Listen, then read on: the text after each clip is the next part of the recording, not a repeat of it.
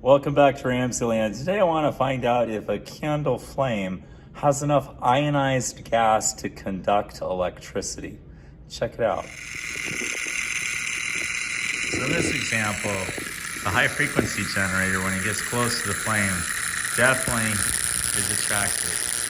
You can definitely see plasma that's being attracted to the flame. Check that out. There's just enough ionized gas to attract that arc. Okay, now let's move the candle to my oscillator. We know wax is an insulator. Check out how the plasma jumps up over the candle to that ionized gas.